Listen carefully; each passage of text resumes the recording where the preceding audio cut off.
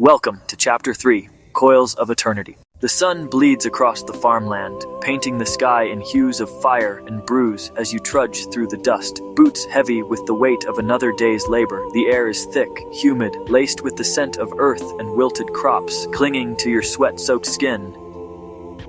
Your muscles ache. Your back bowed from years of toil in these endless fields.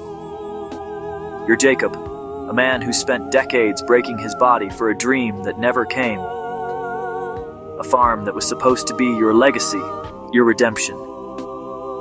Instead, it's a prison, one you built with your own hands, pushing away everyone who ever mattered.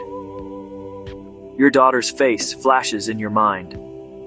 Lila, her eyes cold the last time you saw her, 5 years ago, when she begged you to sell this cursed land, and you refused.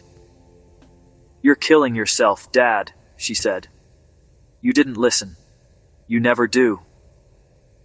Your truck waits ahead, a rusted beacon of escape, promising a cold beer and a moment to forget. But something feels wrong. The air shifts, heavier now, pressing against your chest like a warning. A wave of nausea rolls through you, slow and sour, knotting your stomach. You shake it off, blaming the heat, the exhaustion, the weight of a life spent fighting dirt that gives nothing back. Your legs wobble, unsteady, as if the ground itself is betraying you. You need to rest, just for a moment. A gnarled tree looms ahead, its bark rough and grounding. You sink against it, the coolness of the trunk a small mercy against your burning skin. The beer bottle in your hand is slick with condensation, its bitterness sharp as you sip, a fleeting anchor to the world you're trying to hold on to. Your eyelids droop. The golden light flickers through the leaves, dancing across your face. You think of Lila again, her voice soft when she was a child, calling you her hero as you carried her through these fields. You promised her a future, a home, but all you've given her is silence. Regret gnaws at you, a dull ache sharper than the pain in your bones.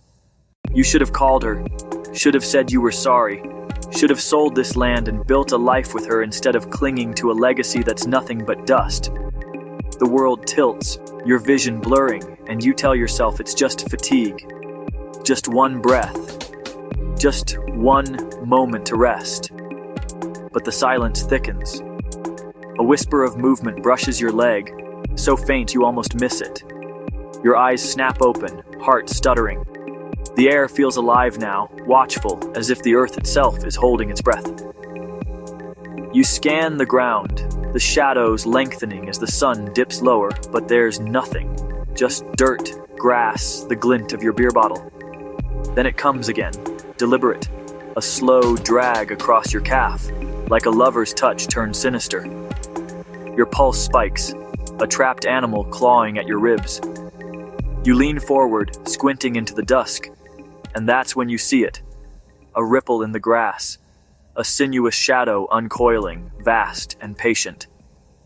The reticulated python, its scales a mosaic of earth and shadow, glides with an elegance that chills your blood. Its eyes, cold and amber, lock onto yours, not with hunger, but with certainty, as if it's known you were coming all along. You try to stand, but your legs betray you, trembling under the weight of fear and regret.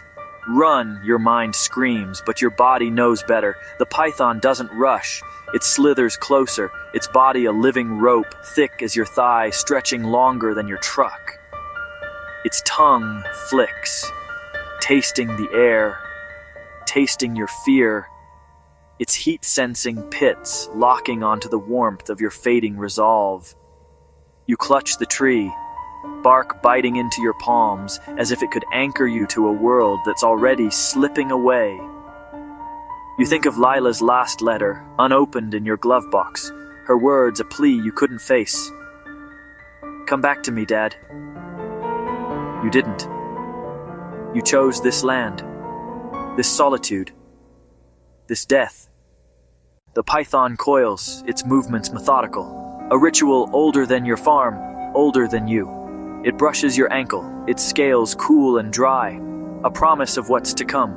Dread floods you, a tide of ice in your veins. You should have sold the farm. You should have called Lila, told her you loved her, told her you were wrong. The snake's head rises, its eyes unblinking, a god of the earth sizing up its offering. You try to move, to swing the beer bottle, but it slips from your hand, shattering against the ground, its cold sweat melting into the dirt. The python's coils tighten around your legs, slow at first, testing as if savoring your resistance. Your breath catches, your chest heaving, but there's no air to spare. The constriction begins. A force, unlike anything you've known, wraps around your torso, relentless, crushing. Your ribs creak, the pain sharp, then blinding, as the python's coils tighten with surgical precision. You gasp, but your lungs find no space, the air squeezed from your body like water from a rag. You claw at the snake, your nails scraping scales, but it's like fighting stone. Its body is a machine honed by millennia, designed to erase you. Your mind fractures, memories of Lila flooding in, her laughter as a child, her tears as she left, your silence as you let her go. You were supposed to be her hero, but heroes don't die alone, crushed by a creature that doesn't even hate them. The python's eyes never leave you, cold and eternal, watching as your strength fades. Your vision darkens, spots dancing across your eyes, the world narrowing to the snake's amber gaze. Pain becomes distant, a dull roar drowned by regret. You see Lila's face, her smile fading as she realizes you'll never call, never come back. You want to scream her name, to beg for forgiveness, but your voice is gone, stolen by the coils that claim you. The python doesn't rush. It has done this before, will do it again, long after your bones are dust. Your heart stutters, your breath falters, and the last thing you feel is the snake's embrace, unyielding, as if the earth itself is swallowing you whole. The sun sets. The farm lies silent, the truck undisturbed in the distance. The beer bottle's shards glint in the fading light, a forgotten relic of a man who thought he could outlast the land. The python uncoils, its hunger sated, slithering back into the shadows. You are gone, reduced to nothing, a fleeting meal for a creature that knows no remorse, no regret, only the endless cycle of life and death. Thank you for listening.